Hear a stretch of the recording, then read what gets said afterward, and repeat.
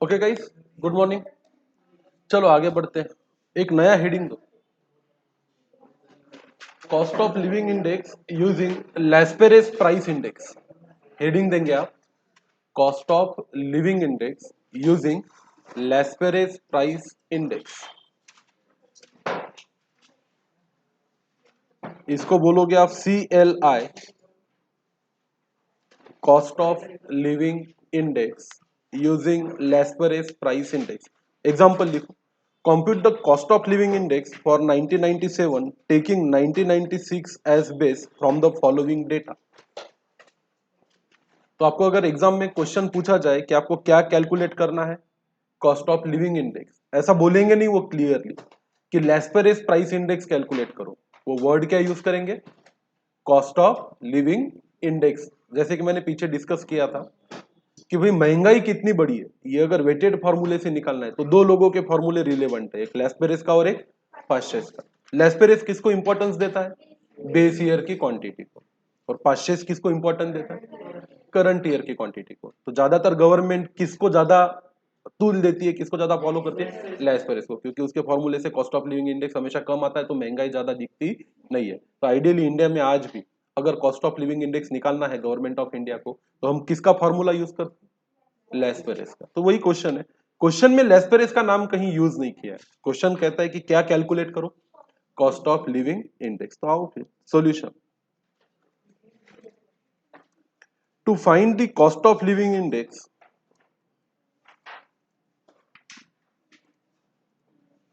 in above question where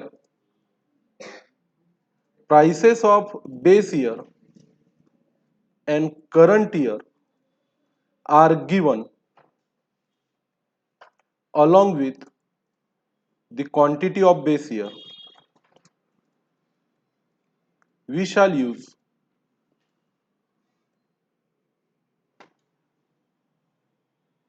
Lespérez formula to find the cost of living index। ऐसे वक्त में हमें किसका फॉर्मूला यूज करना है बेटा, लेस्पेरेस का फॉर्मूला यूज करना है। तो हम अभी लेस्पेरेस प्राइस इंडेक्स ऐसा नाम नहीं देंगे उसको, उसको नाम देंगे cost of living index is equal to. अब फॉर्मूला भले हम यहाँ पे लेस्पेरेस का पुट करेंगे। क्या कहा था हमें लेस्पेरेस ने, ऊपर क्या लो आप, समेश ऊपर लो P1 बराबर है, नीचे क्या लो P0 बराबर है ना, और इन दोनों को वेट किसका दो, बेस ईयर की क्वांटिटी का। तो ऊपर भी लेंगे Q0 और नीचे भी लेंगे क्या, Q0, and that what we get a new formula for cost of living index. अब आपको तुरंत कैलकुलेटर उठाना है, बिना कुछ टेबल ड्रॉ किए P1 Q0 की क्या करनी है आपको, समेशन करनी है। तो हम यहां आएंगे, हमें दो चीजें पता है, ये है P1, ये है क्या Q0। दो मल्टीप्लाइड बाय 40 करो, m प्लस करो, 2 मल्टीप्लाइड बाय 40 m प्लस कर लिया। 3 मल्टीप्लाइड बाय 20 m प्लस करो, 3 मल्टीप्लाइड बाय 20 क्या किया, m प्लस। 1.5 मल्टीप्लाइड बाय 10 करके m प्लस करो, 1.5 मल्टीप्लाइड बाय 10, और लास्ट में करोगे आप 2 मल्टीप्लाइड बाय 15 और m plus, 2 multiplied by 15 m plus. Memory recall करो, आपको ऑटोमेटिकली P1 Q0 मिलेगा। कितना मिला, 180। अरे मिला कि नहीं, अच्छा P0 Q0, ठीक है। हमने P0 Q0 कर लिया, माय मिस्टेक। तो इसको डिनोमिनेटर में डालते हैं। तो आइए न्यूमरेटर को सॉल्व करते हैं, करेंगे ना यार। आपको करना है 2.5 मल्टीप्लाइड बाय 40 m प्लस, आपको करना है 3.25 मल्टीप्लाइड बाय 20,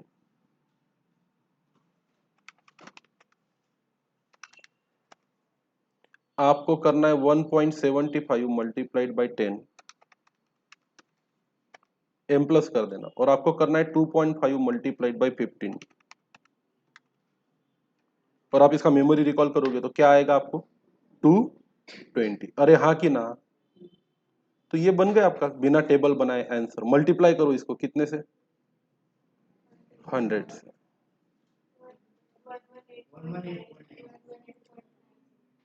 118.918 मतलब कितना 92 दैट्स इट। तो भाई कोई अगर आपको क्वांटिटीज दे दे बेस ईयर की और प्राइस दे दे करंट ईयर और बेस ईयर की, ऐसे केस में अगर आपको पूछा जाता है कि क्या कैलकुलेट करो, कॉस्ट ऑफ लिविंग इंडेक्स, तो बिन दिक्कत क्या कैलकुलेट करने का, Laspeyres price index. Are you getting my point? Is that okay? चलो फिर आगे बढ़ते हैं।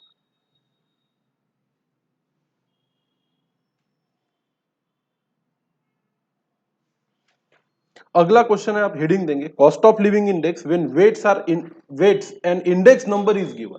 ऐसा भी क्वेश्चन आ सकता है आपको, जहां आपको लेस्पेरेस के हिसाब से क्या ना दिया जाए, डेटा ना दिया जाए, आपको इंडेक्स नंबर दिया रहेगा अलग अलग कमोडिटी का, और साथ में उसका वेट या कंजम्पशन दिया जाएगा। तो आपको क्या करना है, तो क्वेश्चन लिखो, question number 37। In the construction of certain cost of living index number, the following group of index number were found. Prepare cost of living index। अब ये थोड़ा डाटा अलग टाइप का है पर सवाल सेम है। सवाल में आपको पूछा गया है कि आपको कॉस्ट ऑफ लिविंग इंडेक्स ही निकालना है। अब यहां पे अलग अलग ग्रुप बोलो या कमोडिटी बोलो, जो नंबर आप देना चाहो, उस कमोडिटी का या उस ग्रुप का इंडेक्स नंबर दिया है और उसका वेट या कंजम्पशन दिया है। वेट बोल सकते हो या उसका क्या बोल सकते हो, कंजम्पशन।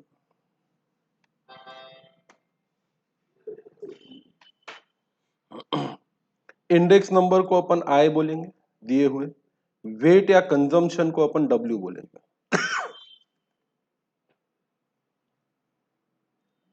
थोड़ा डेटा अलग टाइप में दिया है पर सवाल सेम है। जैसे ऊपर आपको कॉस्ट ऑफ लिविंग इंडेक्स निकालना था, यहां पे भी आपको क्या फाइंड करना है, cost of living index he find करना है। तो चलो सॉल्यूशन में लिखेंगे। क्वेश्चन लिखना हो गया, लिखो पटाओ।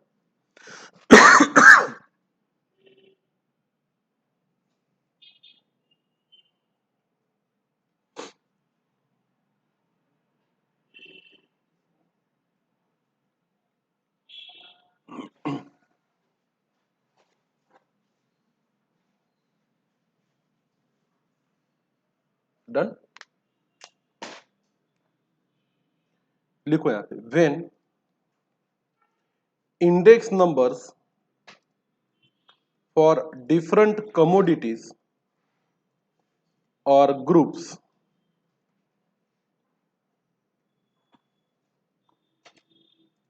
is given and its weight in consumption is given, the cost of living index is calculated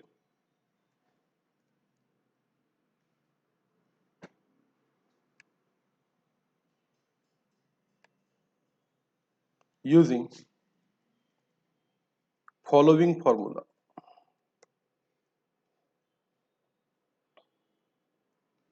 और हम फॉर्मूला पुट करेंगे यहाँ पे, cost of living index CLI is equal to summation IW divided by summation W।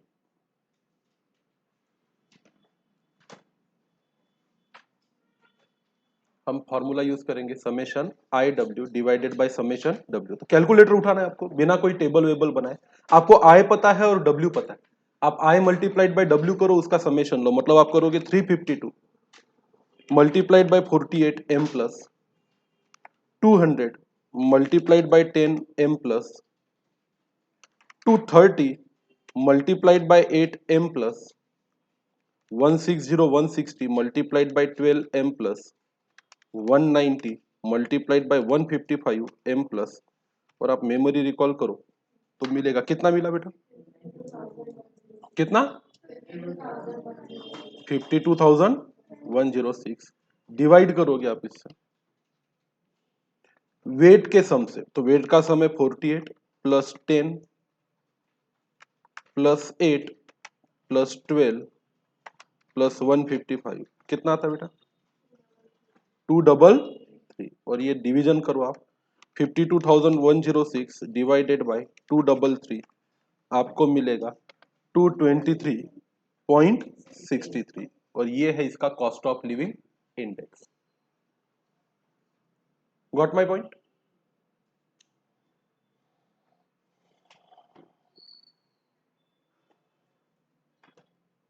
तो इस दो तरीके से आपको cost of living index calculate करने पे क्वेश्चन आ सकते हैं।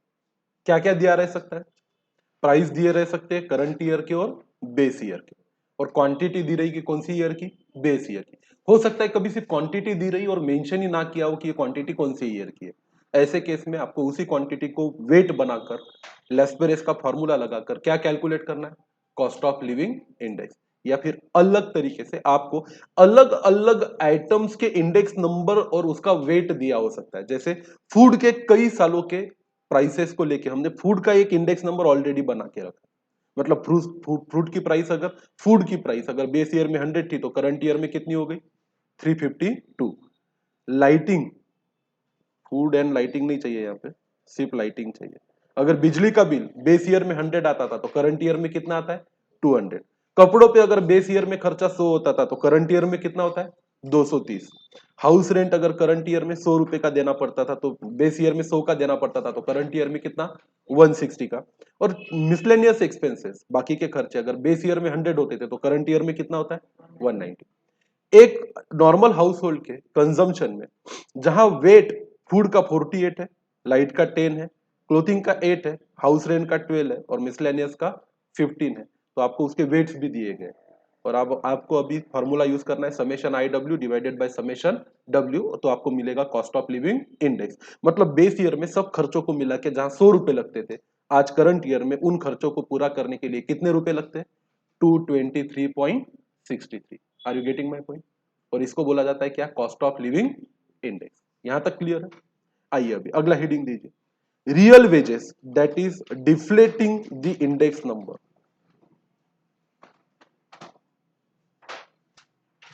हेडिंग देंगे आप real wages that is deflating the index number. अब ये फंडा क्या है, फंडा थोड़ा सा सीखेंगे अब।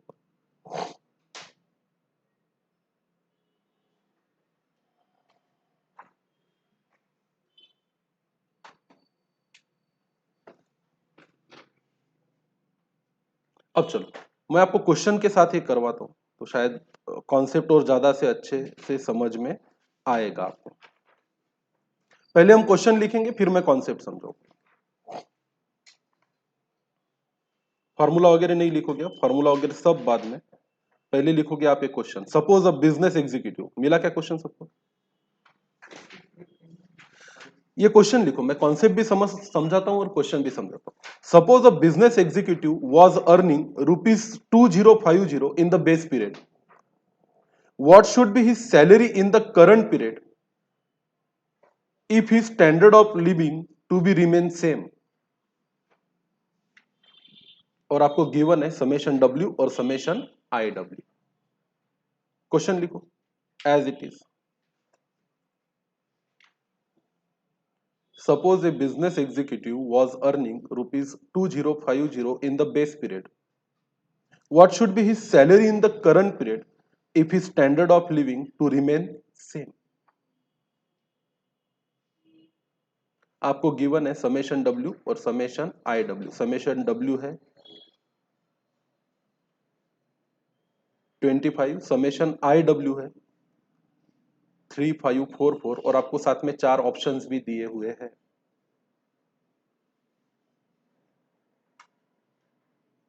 क्वेश्चन लिखना होगा।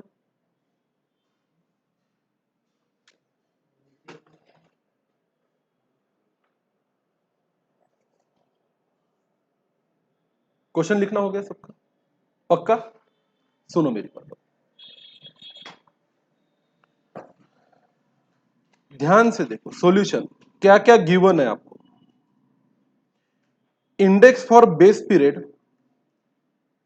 कुछ लिखा भी नहीं होगा तो भी हम मानेंगे कि ये कितना रहेगा, हमेशा 100 रहेगा। अरे हाँ कि ना? या फिर इसको कॉस्ट ऑफ लिविंग इंडेक्स बोलो। ये इंडेक्स मतलब और कोई इंडेक्स नहीं, ये कौन सा इंडेक्स है? Cost of living index. Base period में अगर जीवन जीने के लिए कितने रुपए का खर्चा लगता था? 100 रुपए का। फिर आप निकाल सकते हो cost of living index for current period. अब करंट पीरियड का कॉस्ट ऑफ लिविंग इंडेक्स निकालने के लिए आपको दो चीजें दी हुई है। कौन सी दो चीजें दी है? समेशन आई डब्ल्यू, और क्या दिया है? Summation W. इसमें वैल्यू पुट करो।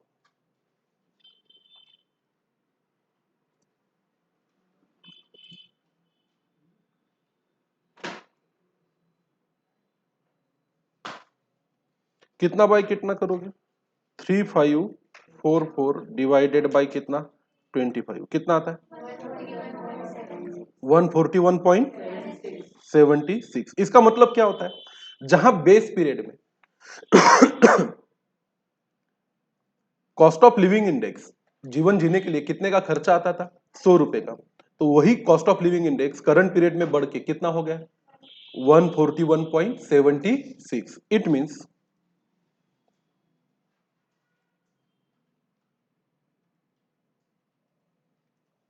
cost of living index has increased by 41.76%। ये तो बिल्कुल कॉमन सेंस है। कॉस्ट ऑफ लिविंग इंडेक्स मतलब जीवन जीने का खर्चा कितने परसेंट से बढ़ा है?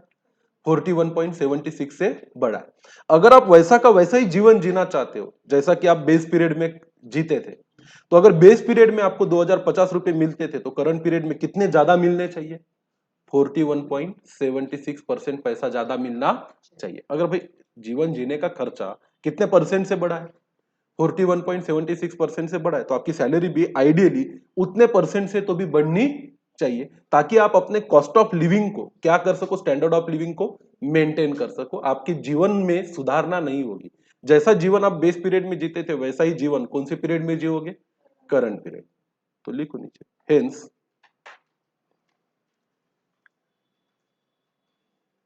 To maintain the same standard of living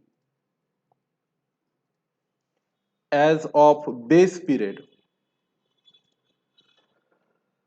salary in current year should also increase by 41.76%. Hence, salary should be, अगर 2050 मिलते थे तो इसमें 41.76% एक्स्ट्रा मिलने चाहिए। आप कैलकुलेटर उठाओ, कितना है? 2050 है ना? 2050 प्लस 41.76%, 2906.08। है क्या कोई ऑप्शन ऐसा? इसको अल्टरनेट भी कर सकते हैं। वैसे तो इसके कोई फॉर्मूले नहीं है, ये सब कॉमन सेंस से आंसर किए जाने वाले आंसर्स है। नीचे लिखो अल्टरनेटिवली, क्रॉस मल्टीप्लाई करेंगे।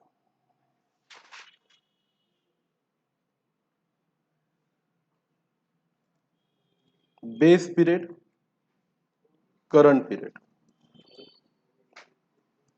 अगर बेस पीरियड का इंडेक्स 100 था और करंट पीरियड का इंडेक्स कितना हो गया बोला बढ़ के? 141.76। तो अगर बेस पीरियड में सैलरी 2050 थी तो करंट पीरियड में कितनी होनी चाहिए? एंड देयरफॉर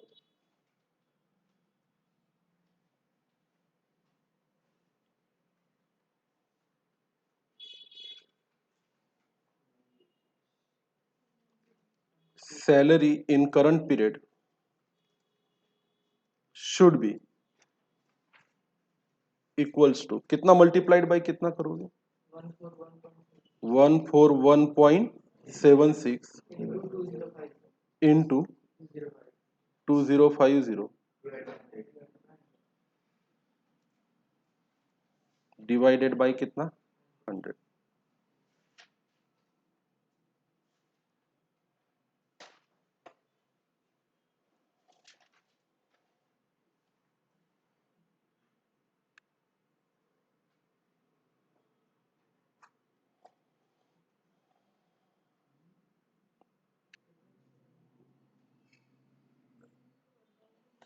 तो भाई अगर ऊपर वाले क्वेश्चन में आप क्या करो, इस क्वेश्चन में बेस पीरियड का अगर 100 था इंडेक्स, वो बढ़ के 141 हो गया, तो सैलरी 2050 से बढ़ के कितनी होनी चाहिए? सीधा सीधा क्रॉस मल्टीप्लाई कर सकते हो या परसेंट निकाल लो, वैसा करो, दोनों से कोई फर्क पड़ता नहीं है।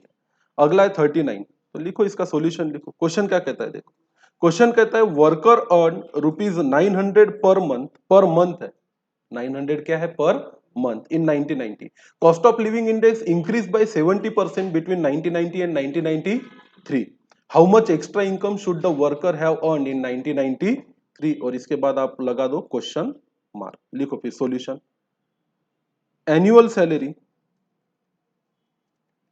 इन 1990 is equal to 900 per month multiplied by 12, कितना होता बेटा 10,800। नीचे लिखेंगे as cost of living index is increased by 70%, his money wages, एक वर्ड आया यहां पे, कौन सा wages? Money wages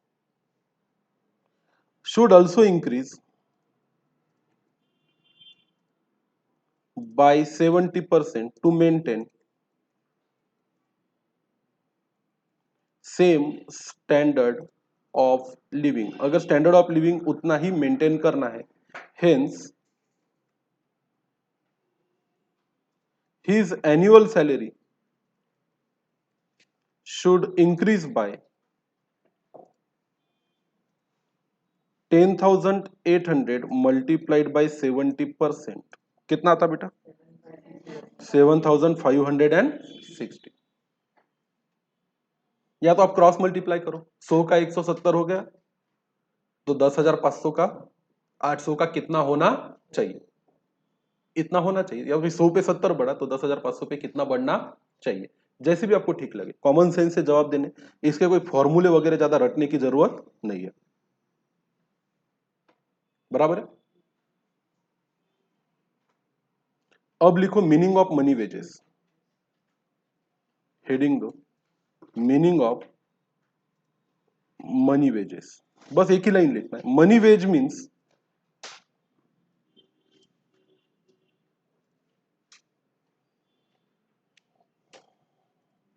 the actual amount of wage or salary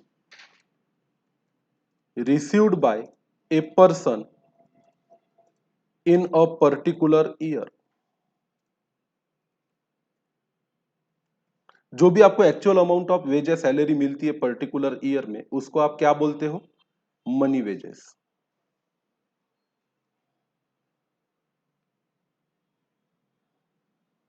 कहीं नीचे लिख दो और फिर फॉर्मूला लिखो, money wage required in current year to maintain the same standard of living is equal to money wage for the base period divided by 100 into cost of living index for current year। यही तो formula हमने लगा। अभी तक आप जो कर रहे थे, बेस पीरियड में कितना मिला उसको डिवाइड कितने से करते थे? 100 से। नहीं तो फिर 100 के जगह पे इंडेक्स फॉर बेस पीरियड कर दो, ये बाकायदा बाय डिफॉल्ट 100 ही रहता है, multiplied by cost of living index for current year.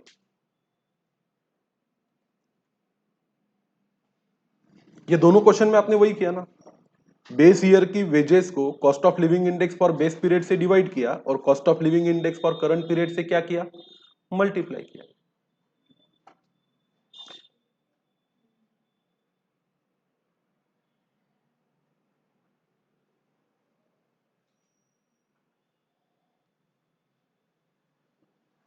तो मनी वेज कितना मिलना चाहिए करंट ईयर में ताकि आप same standard of living maintain कर सको? इसका फॉर्मूला है money ways for the base period divided by cost of living index for base period multiplied by cost of living index for current year. वैसे आप जाओगे ना फॉर्मूले पे तो ज्यादा किचकट लगेगा, उससे अच्छा सबसे आसान क्या है, क्रॉस मल्टीप्लिकेशन। इतने का इतना हुआ तो इतने का कितना होना चाहिए, बराबर है ना। है अगर कोई फॉर्मूला यूज करना तो कर लो। आगे बढ़ते हैं, फॉर्मूला लिखना हो गया सबका। अब लिखो मीनिंग ऑफ रियल वेजेस, या एक काम करो, मीनिंग ऑफ रियल वेजेस बाद में पढ़ाऊंगा, पहले क्वेश्चन लिखो। Money ways of a worker in 1990 was 4,000 per month when cost of living index was 380. In 2000 his money wages increases to 6,000 and cost of living index increases to 500. Find his real wages in 2020.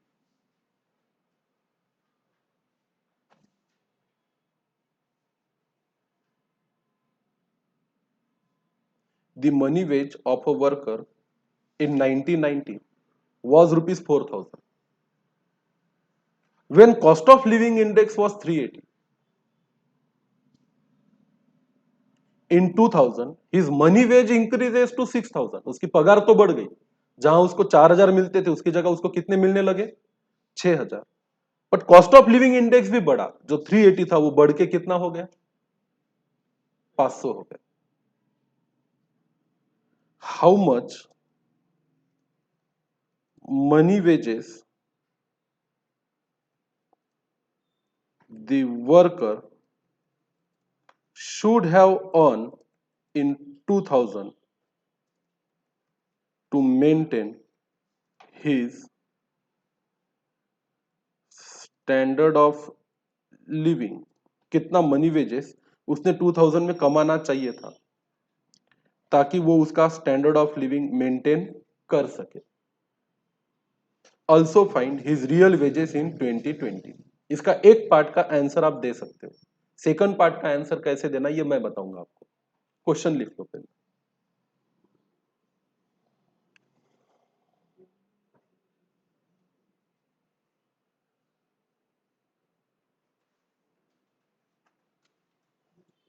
चलो भाई, एक सीधा सा worker था जो 1990 में कितने रुपए कमा रहा था, 4,000। आज उसकी सैलरी बढ़ के कितनी हो गई, 6,000। बेस ईयर में इंडेक्स या महंगाई का इंडेक्स कितना था, 380, जो करंट ईयर में बढ़ के कितना हो गया, 500। तो फिर लिखो सॉल्यूशन में, अपन फॉर्मूले पे नहीं जाएंगे, अपन क्रॉस मल्टीप्लिकेशन में जाएंगे। छोटा सा टेबल बनाएंगे, यहां लिखेंगे बेस ईयर, यहां लिखेंगे करंट ईयर। अगर बेस ईयर में इंडेक्स था 380, करंट ईयर का इंडेक्स बढ़ के हो गया कितना, 500, तो उसकी बेस ईयर की जो सैलरी थी वो करंट ईयर में बढ़ के कितनी होनी चाहिए। एंड देयरफॉर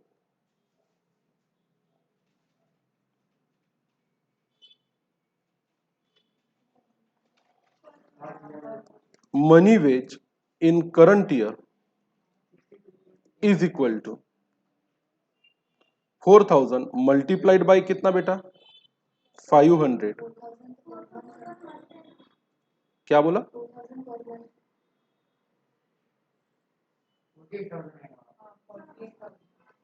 पर एनम कर डालना,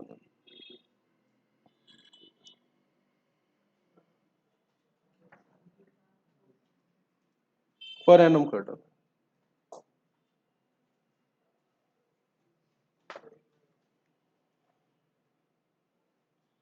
4,000 multiplied bye 500 and divided by कितना बेटा, 380। बताओ ना,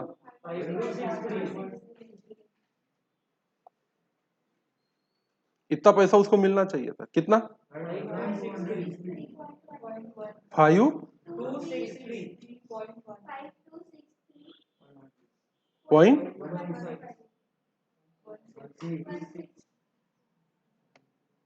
उसकी सैलरी कितने से बढ़ी, कितने पे चली गई, 6,000। अच्छा अच्छा अच्छा, एक मिनट।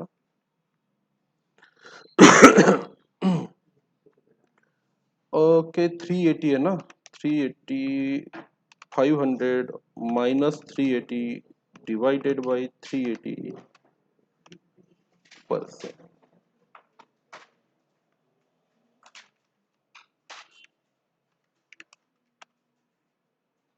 अच्छा, इसको क्वेश्चन में 280 करो प्लीज, 280 करो, 280।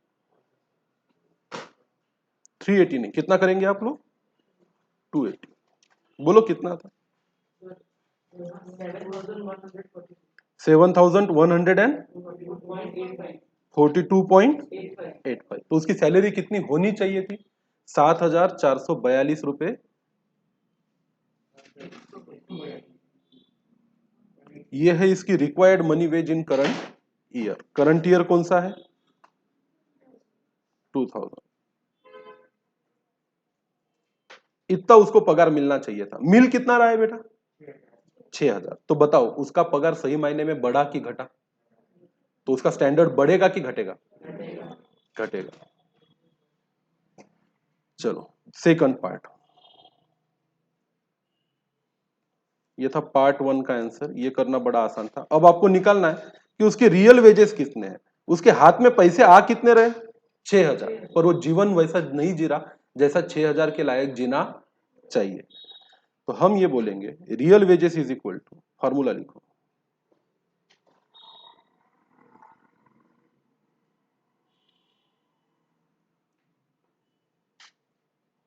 Real wages for current year is equal to money wages for current year divided by price index for current year multiplies by price index of a base year.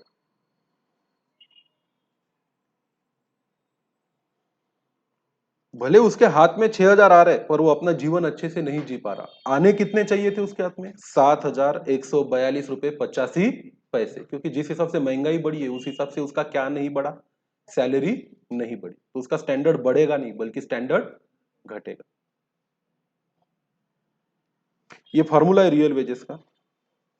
अब इसमें हम value put करेंगे।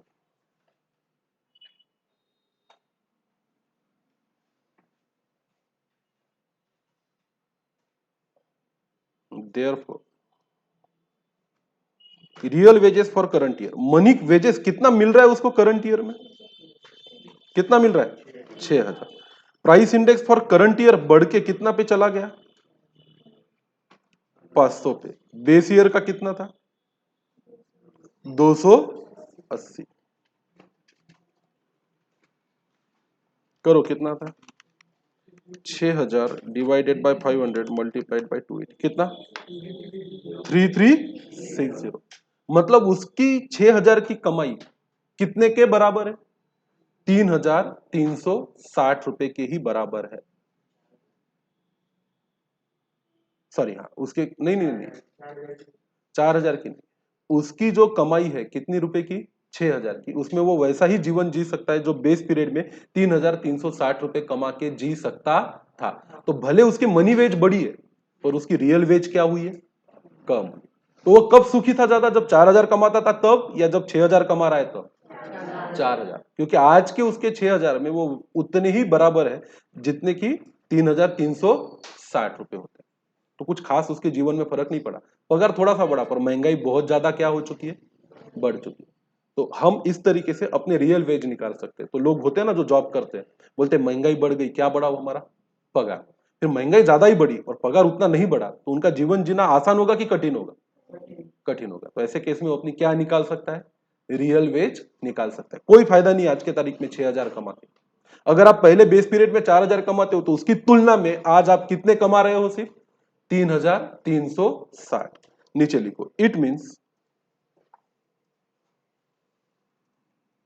if in base period the worker was earning rupees 4,000, in current year he is getting wage equal to ₹3,360।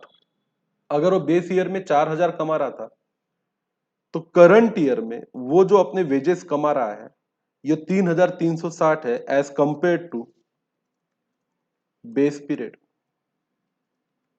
Hence, his standard of living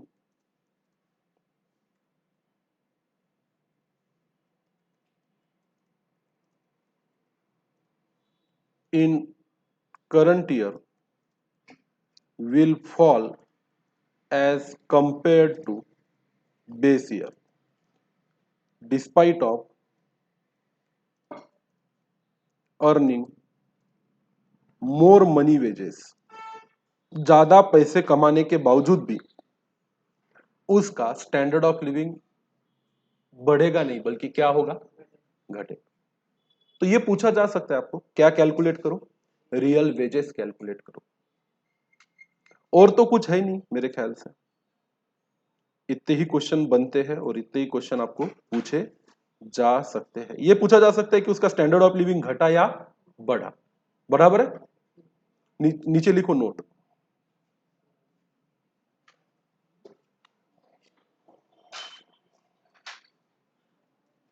real wages are calculated to find whether the standard of living has increased or decreased. Real wages इसलिए calculate किए जाते हैं ताकि हम find कर सके कि हमारा स्टैंडर्ड ऑफ लिविंग बढ़ा है या घटा है। फॉर्मूला बहुत आसान है। करंट ईयर के मनी वेज को price index for current year से डिवाइड करो और price index for base year से क्या करो, मल्टीप्लाई। अगर नहीं दिया रहा price index of base year तो बाय डिफॉल्ट क्या लेने का, तो दैट्स इट, और तो कुछ है ही नहीं इसमें। आओ फिर एक्सरसाइज पे चलते हैं। बताओ, multiple choice question set 1, answer करो फटाफट। The index number is a special type of average, true है कि फॉल्स है, देख के जवाब देने आपको। इंडेक्स नंबर एक स्पेशल टाइप का क्या है, एवरेज। और इंडेक्स नंबर में कई सारी चीजों की प्राइसेस रहती है, तो हम यही बोलते हैं कि ऑन एन एवरेज 100 से बढ़ के 140 हो गए। अगर इंडेक्स बेस पीरियड का 100 था, करंट पीरियड का कितना हो गया, 140। तो इसमें क्या एक एक चीज के दाम है कि ऑन एन एवरेज सभी चीजों के दाम है, ऑन एन एवरेज सभी चीजों के दाम है। तो index number is a special type of average. ये ट्रू है कि फॉल्स है, ट्रू है, करेक्ट करो इसे।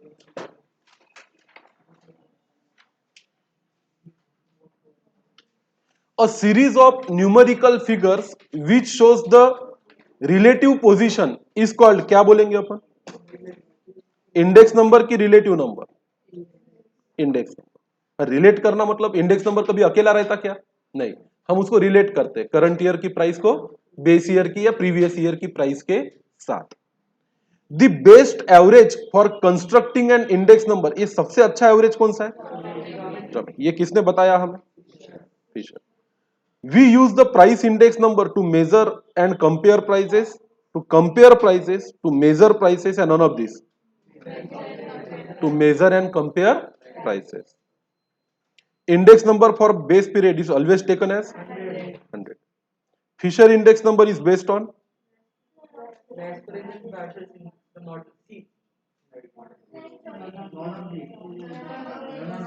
तो वहां पे ऑप्शन चेंज कर लो ना, geometric mean of Laspeyres and Paasche's index number.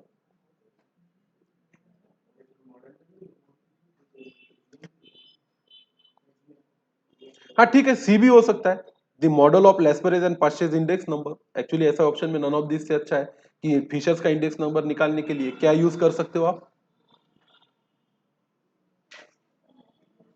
पीछे आंसर क्या दिया, नन ऑफ दिस, तो ठीक है, ज्योमेट्रिक मीन रहेगा।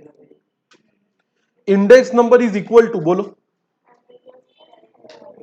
प्रोडक्ट ऑफ प्राइस रिलेटिव कि average of price relative, sum of price relative कि none of this, average of price relative. Price relative का फॉर्मूला क्या है, बोलो,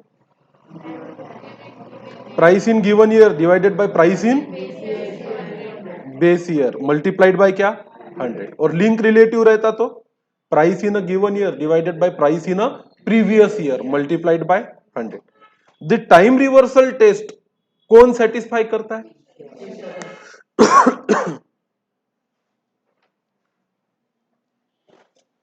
पास्चेस इंडेक्स नंबर किस पे बेस करता है, करंट ईयर की क्वांटिटी पे, शाबाश। The choice of suitable base period is the best temporary solution. अब बेस पीरियड क्या होना चाहिए, is the best temporary solution. भाई बेस पीरियड तो सबने अलग अलग लिए है। लैस्परेज ने बेस पीरियड क्या लिया? Base year. पाश्चेज ने बेस पीरियड क्या लिया? Current year. तो अगर दिमाग में डाउट है कि कौन सा पीरियड बेस्ट है बेस पीरियड को लेने के लिए, तो आपको खुद को चॉइस देनी चाहिए, या तो आप बेस ईयर को बेस मानो, या तो करंट ईयर को बेस मानो, या तो फिक्स्ड क्वांटिटी को क्या मानो? बेस मानो। तो ये ट्रू है कि फॉल्स है? ट्रू है। आपको चॉइस मिलनी चाहिए एज यू विश। आपको अगर पट्टा है कि बेस ईयर की क्वांटिटी अच्छी चॉइस है तो आप बेस ईयर लीजिए। अगर आपको लगता है करंट ईयर की क्वांटिटी बेस्ट चॉइस है तो आप क्या लीजिए? Current year. और अगर ले दे के आपको लगता है कि बेस ईयर की भी नहीं करंट ईयर की भी नहीं, दोनों का एवरेज क्वांटिटी लेना है तो वो लीजिए।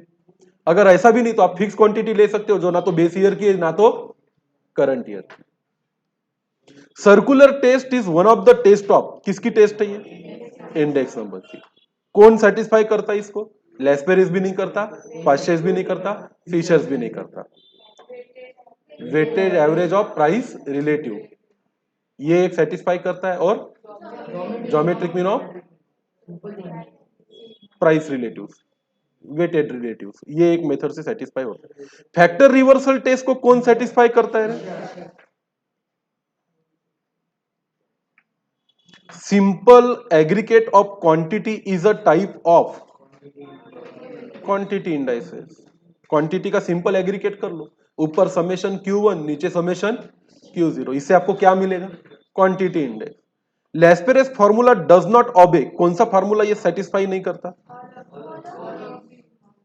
हाँ, ये तो लेस्पेरेस सिर्फ यूनिट टेस्ट सेटिस्फाई करता है। कितनी कितनी टेस्ट थी? पहली थी यूनिट टेस्ट, दूसरा टाइम रिवर्सल, फिर फैक्टर, फिर सर्कुलर। तो लेस्पेरेस का फॉर्मूला डज नॉट ओपे नन ऑफ दिस की ऑल ऑफ दिस?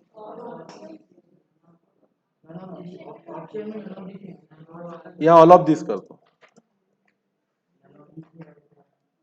एक भी नहीं पालता हूं।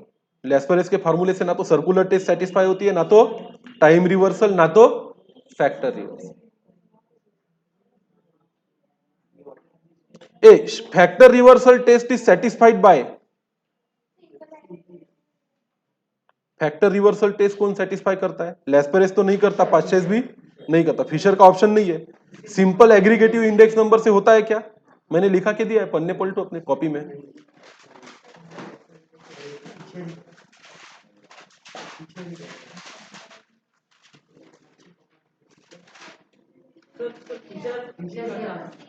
सिंपल एग्रीगेटिव इंडेक्स नंबर करता है क्या? नहीं। तो आंसर होना चाहिए इसका नन ऑफ दीज।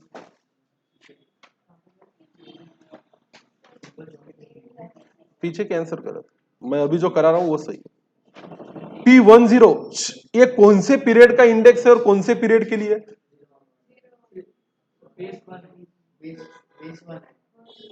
वन, इसको फिर बेस 1 बोलोगे तो 1 on 0 बोलोगे कि 0 on 1 बोलोगे? 0 on 1, 1 on 0, 1 on 0। P01 ये 0 on 1।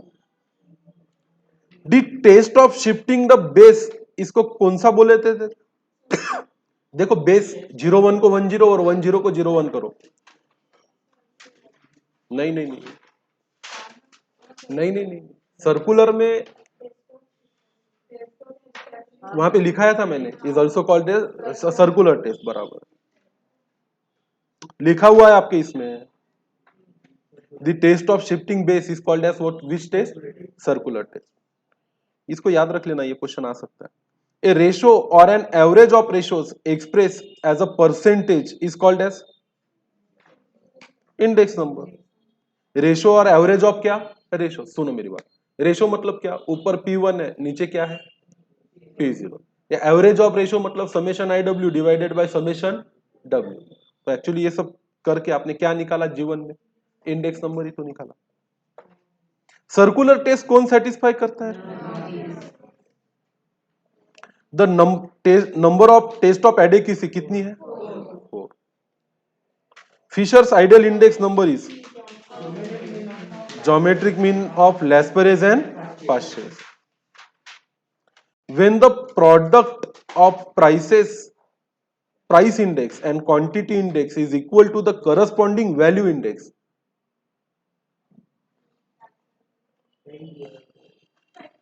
Factor reversal test. Price index मतलब क्या? P01। क्वांटिटी इंडेक्स मतलब क्या? Q01। ये अगर इक्वल टू हो जाए किसका? V01, तो इसको कौन सी टेस्ट सेटिस्फाई करना बोलते हैं? Fact. Fisher's ideal index number is the only formula which satisfy factor reversal. अरे टाइम भी अकेला ही करता क्या फिशर? फैक्टर भी करता और टाइम भी करता। तो यहां both B and C.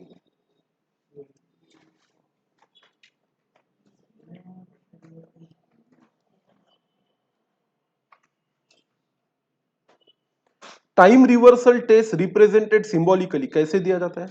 P01 P10 is equal to कितना? 1। The value of the best time period serves as a standard point for comparison.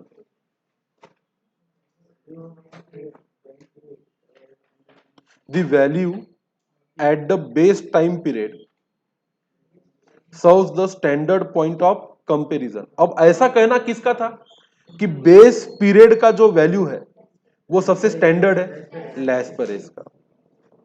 तो ये ट्रू है कि फॉल्स है? ठीक है, ट्रू मान लो, क्योंकि सरकारें भी किसकी बात सही मानती है? लैस्परेस की। The formula independent of a unit, मतलब कौन सी टेस्ट है? Unit test. Time reversal test is satisfied by following index number.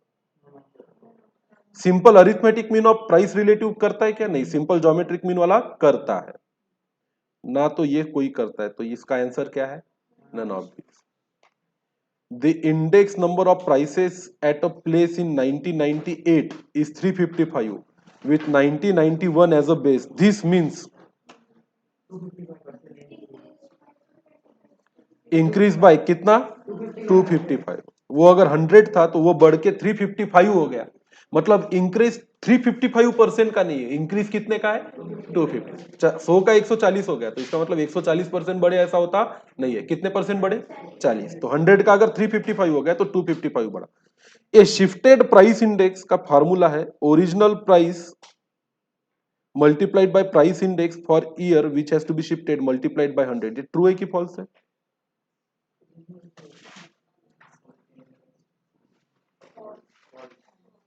अरे शिफ्टेड प्राइस इंडेक्स का फार्मूला क्या है तो?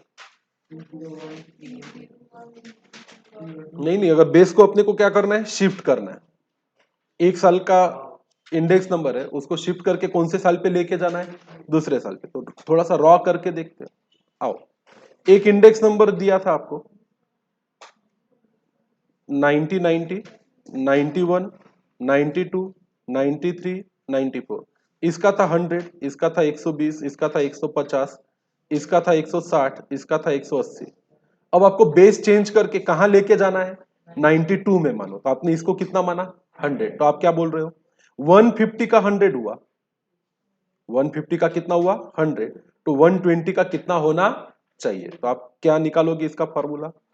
120 मल्टीप्लाइड बाय 100 डिवाइडेड बाय कितना? 150। यहाँ पे 100 मल्टीप्लाइड बाय 100 डिवाइडेड बाय कितना? 150।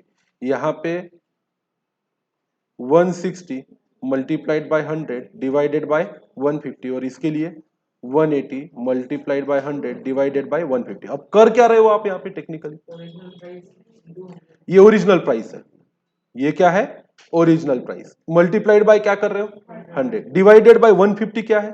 Price of a base year.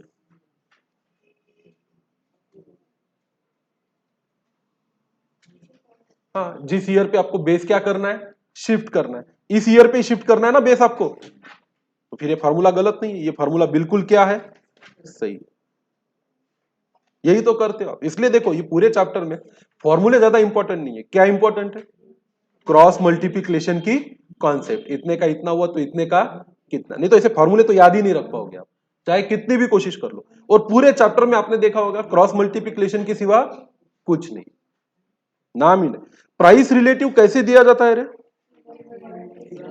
P1 upon P0 multiplied by 100। तो यहां देखो ऑप्शन सेम है क्या? या डी ऑप्शन चेंज कर लो,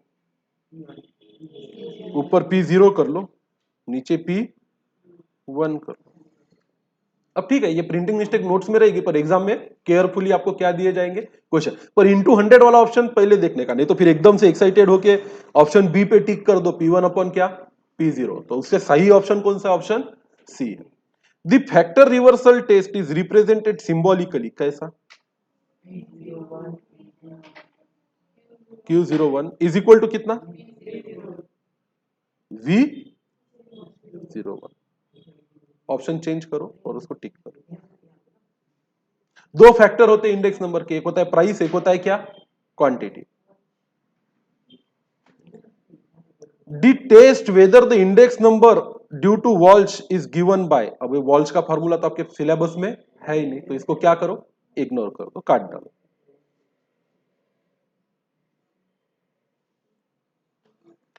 सम of all commodity prices in current year divided by sum of all commodity prices in base year multiplied by क्या, 100। ये इससे क्या मिलेगा आपको, simple aggregative price index.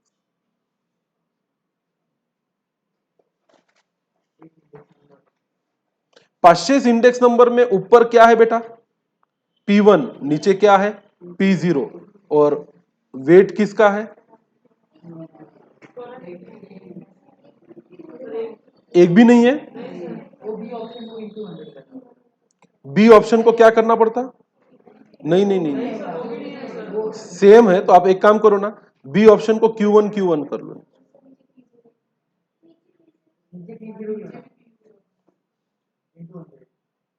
Into क्या 100, मतलब टाइपिंग करने वाले का भी दिमाग खराब हो गया होगा, वही वही वही वही दिख रहा है। तो ऑप्शन कौन सा सही है बेटा इसमें, ऑप्शन बी सही है।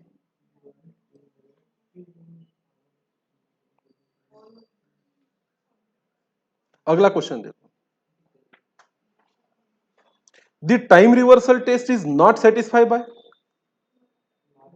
Martial Fisher, none of. अरे time reversal test, Laspeyres and Paasche's method, इससे सेटिस्फाई होती नहीं। मार्शल एडवर्ड को मारो गोली, वो है ही नहीं हमारे सिलेबस में, तो मैं थोड़ा सा अच्छा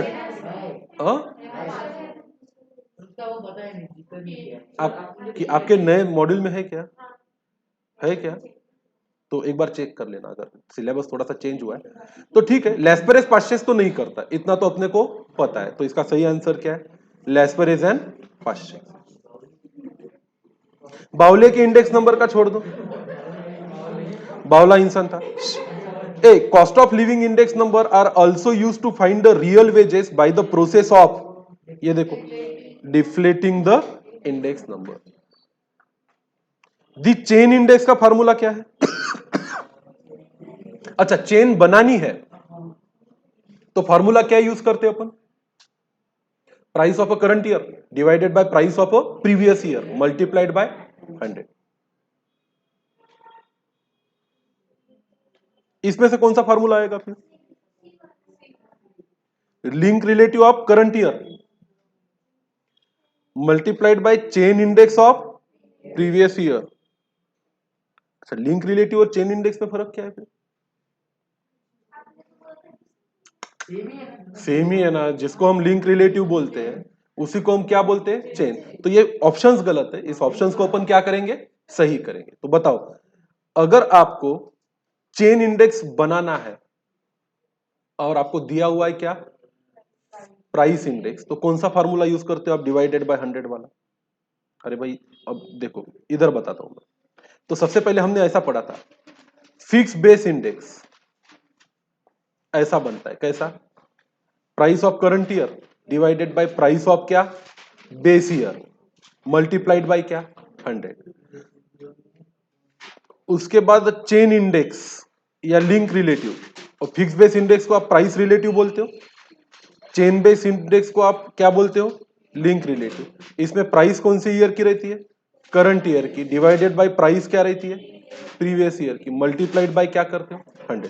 अगर आपको चेन इंडेक्स बनाना ही है या लिंक रिलेटिव बनाना है using not a prices but क्या, प्राइस रिलेटिव, तो आप फार्मूला यूज करते हो price relative of current year divided by price relative of previous year multiplied by क्या 100, तो आपको मिलेगा chain index of current year, बराबर है।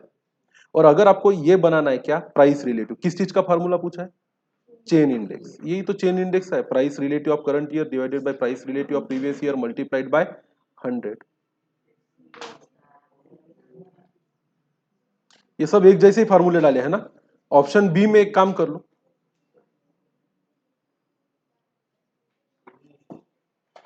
Price relative of current year divided by कर लो price relative of previous year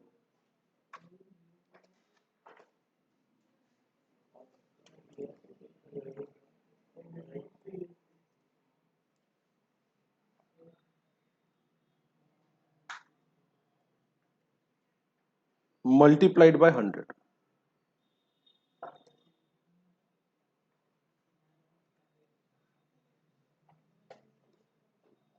ये सही फार्मूला है, इससे मिलेगा आपको चेन इंडेक्स, बराबर है।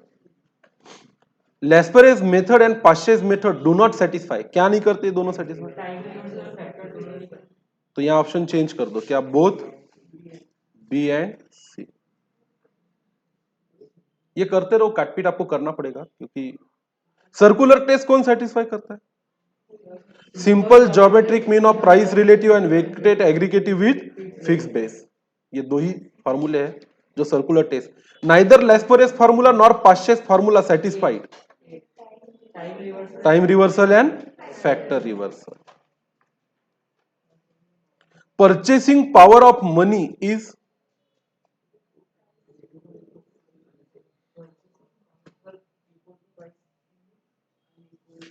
क्या ऑप्शन क्या दिया है आंसर,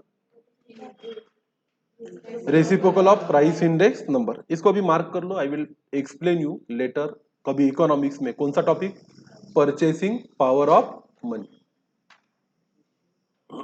जैसे जैसे प्राइस इंडेक्स बढ़ता है वैसे वैसे परचेसिंग पावर ऑफ मनी क्या होता है, कम होता है। चीजों की कीमत बढ़ रही है तो पैसों की कीमत क्या हो रही है, कम। जैसे पहले 100 की नोट की इतनी पावर थी कि वो 1 किलो एप्पल ला सकते थे, अब 100 के नोट की इतनी पावर है कि वो सिर्फ आधा किलो एप्पल ला सकते हैं, तो 100 के नोट की क्या घटी, पावर घटी। तो जैसे जैसे प्राइस इंडेक्स बढ़ता है वैसे वैसे वैल्यू ऑफ मनी क्या होता है, कम। तो कौन सा प्रपोर्शन रहेगा वो, डायरेक्ट के इनवर्स, इनवर्स, इनवर्स प्रपोर्शन मतलब ही क्या, फिर रेसिप्रोकल। ये थोड़ा सा लॉजिकली ध्यान में रखना। The ratio of single commodity in given period to its price to another period is called क्या,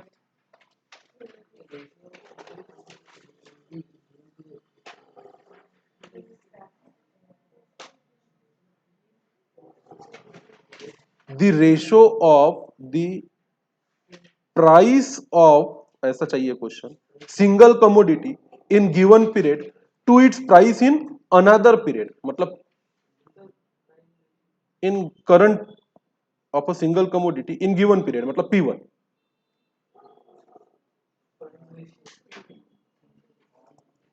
ये और कुछ नहीं, ये P1 है। To its price in another period, इसको P0 बोल दो। इसका रेशो क्या कहलाता है रे, हाँ वैसे तो ये प्राइस रेशो है, ये और कुछ नहीं है, दो अलग अलग पीरियड के प्राइस का रेशो क्या कहलाएगा, प्राइस रेशो। और simple aggregative formula and weighted aggregative formula क्या सेटिस्फाई करते, पक्का, पक्का, पक्का, आर यू श्योर, नहीं unit test simple aggregative formula satisfy करता नहीं है, हाँ जीएम पड़ता, नन ऑफ दिस। अच्छा, फैक्टर रिवर्सल टेस्ट का फार्मूला क्या है,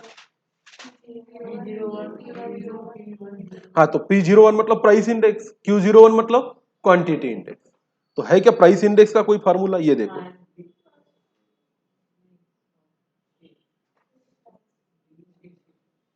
एक फार्मूला प्राइस इंडेक्स का होना चाहिए, ऊपर P1 नीचे क्या, P0, एक क्वांटिटी इंडेक्स होना चाहिए। नहीं, ये डी भी नहीं है। रुको ना, मैं इसका फार्मूला चेंज कर देता हूं।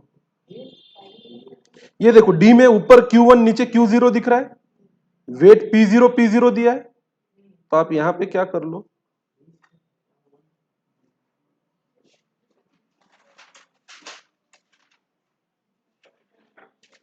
PP वर्ड यूज कर लो, P0 को काट डालो, तो ये हो गया आपका क्वांटिटी इंडेक्स। ये हो गया आपका प्राइस इंडेक्स। यहाँ पे Q1 है, यहाँ पे PP लिख दो, बस QQ लिख दो। तो भाई सीधी सी बात है, ऐसे भी पूछ सकते हैं आपको। तो फैक्टर रिवर्सल टेस्ट और इज इक्वल टू 1 भी होना चाहिए। अच्छा, फैक्टर में वैल्यू इंडेक्स आना चाहिए, बराबर। हाँ बेटा,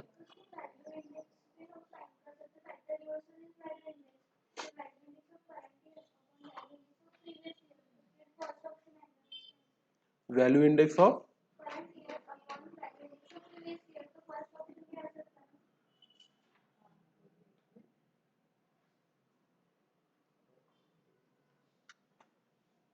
ठीक है, क्वेश्चन ही थोड़ा सा मिस फ्रेम हुआ है, इट्स ओके, इसको छोड़ दो, जान दो।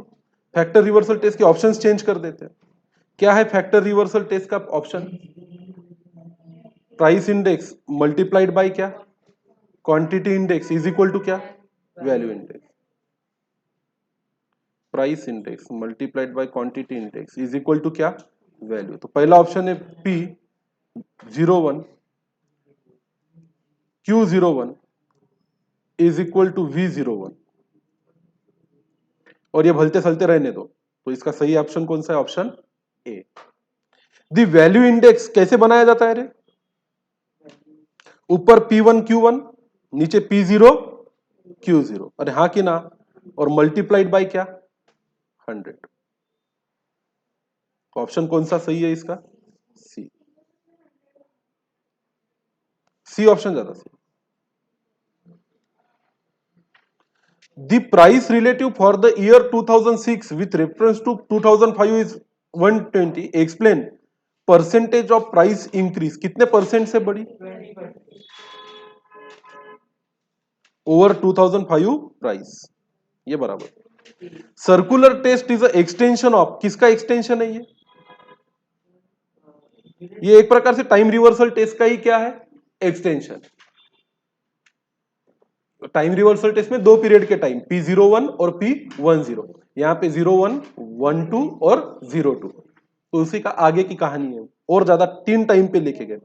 फिशर्स आइडल इंडेक्स नंबर कैसे दिया जाता है? Under root Laspeyres index into Paasche's. इसमें से कौन सा स्टेटमेंट ट्रू है?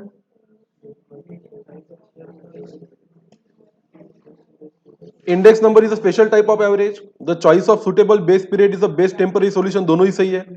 There is no such thing as unweighted index number, ये फॉल्स है। theoretically geometric mean is the best average for construction of index number, बस mostly arithmetic mean is use. अच्छा एक काम करो, विच स्टेटमेंट इज फॉल्स कर दो इसको, और सी को क्या कर दो, आंसर में टिक कर दो, बाकी सब कुछ सही है। ये वैल्यू इंडेक्स नंबर क्या होता है? A total sum of values of a given year multiplied by sum of the values of base year, नहीं मल्टीप्लाइड में डिवाइड होना चाहिए। Sum of the values of given year divided by sum of the values of कौन सा year? Base year. तो option कौन सा सही है? बी ऑप्शन सही है। There is no such thing as unweighted index number, true है कि फॉल्स है? फॉल्स है। होते हैं ना भाई, वेटेड इंडेक्स नंबर होते हैं तो क्या होते हैं? Unweighted index. Cost of living index को कैसे निकालते हो आप? कौन सा फार्मूला यूज करते हो? लेस्पेरेस का। लेस्पेरेस ने ऊपर P1 नीचे Q0, और वेट किसको दिया था? Q0। ऑप्शन कौन सा रहेगा? Theoretically geometric mean is the best average for construction of index number, but practice ज्यादातर लोग जीएम के भानगढ़ में पढ़ते नहीं, क्योंकि उसको कैलकुलेट करना कठिन है, तो क्या यूज कर लेते हैं? एम। ये कैसा है? ट्रू है। बाउलेज इंडेक्स नंबर है ही नहीं, बाउला चला गया अपने सिलेबस से। The quantity index number using Fisher's formula क्या सेटिस्फाई करता है?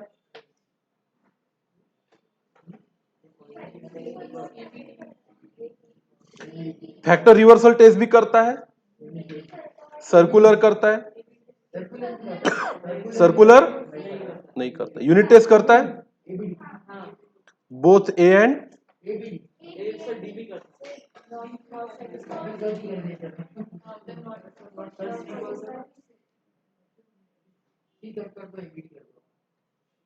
डज नॉट सेटिस्फाई कर दो फिर, क्या सेटिस्फाई नहीं करता है, सर्कुलर टेस्ट सेटिस्फाई नहीं करता। Group index number summation price relative multiplied by W divided by W, ऐसा एक फार्मूला आपको पढ़ाया था मैंने, अरे ये पढ़ाया था मैंने, यूजिंग अरिथमेटिक मीन, वी लिया था वहां पे, डब्ल्यू के जगह पे क्या लिया था, वी। लेस्पेरेस और पाश्चेज और फिशर्स प्राइस इंडेक्स क्या नहीं सेटिस्फाई करते,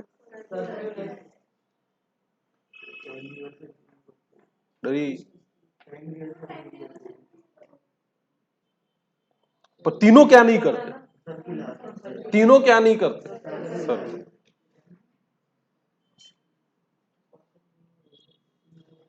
एंड चाहिए क्वेश्चन, और इज ग्रामेटिकली रॉन्ग।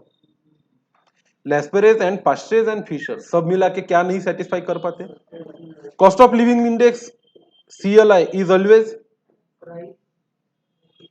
हाँ ये ऑलवेज प्राइस इंडेक्स रहता है, it always shows the prices का कैलकुलेशन।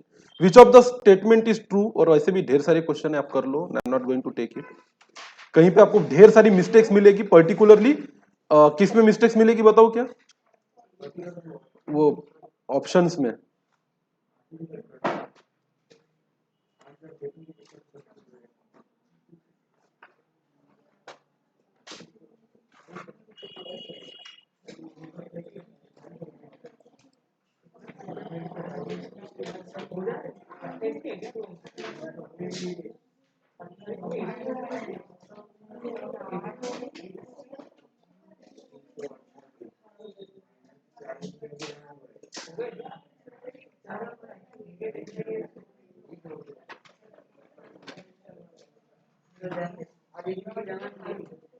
ठीक है। और अब है इसके ये क्या प्रैक्टिकल क्वेश्चंस, ज्यादातर क्वेश्चन डायरेक्ट डायरेक्ट करो, किसके बेसिस पे, m प्लस एम माइनस करके, बहुत सारी चीजें गिवन है, ज्योमेट्रिक मीन में चीजें गिवन रही तो ही उसको छेड़ने का, अदरवाइज लॉक टेबल वगैरह निकाल के उसको भानगढ़ में पढ़ने का नहीं।